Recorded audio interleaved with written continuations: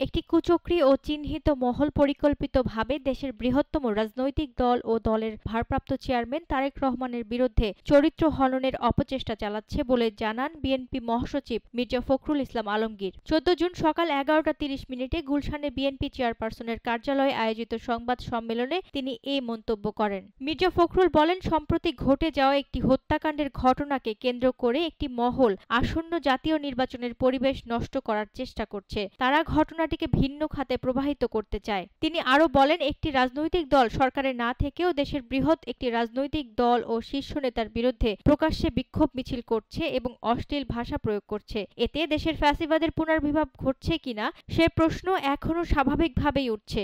গণতন্ত্রের পথে না গিয়ে একটি কুচক্রী মহল উদ্দেশ্যপ্রণোদিতভাবে সুষ্ঠু রাজনীতিকে বাধাগ্রস্ত করছে। সরকার পরিচালনার দায়িত্বে না থাকা সত্ত্বেও বিশেষ একটি রাজনৈতিক দল তার প্রধান নেতৃত্বকে দায়ী করে বিক্ষোভ মিছিল আয়োজন ও অশ্লীল ভাষা প্রয়োগ করে তারা পরিকল্পিতভাবে অপপ্রচার ও অশ্লীল স্লোগানের মাধ্যমে আবারও ফ্যাসিস্ট হাসিনা ও আওয়ামী লীগের পুরানো কণ্ঠস্বরকে ফিরিয়ে আনার চেষ্টা করছে।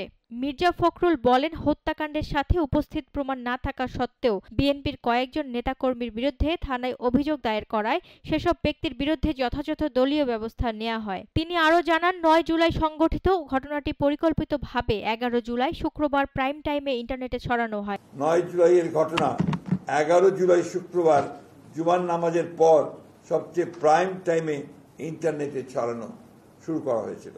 আগে থেকেই তৈরি করে রাখা ফটোকার্ড নির্দিষ্ট কয়েকটি ফেসবুক আইডি ও পেজ থেকে একযোগে ছড়িয়ে দেওয়া হয়। এটি একটি সমন্বিত প্রচারণার অংশ।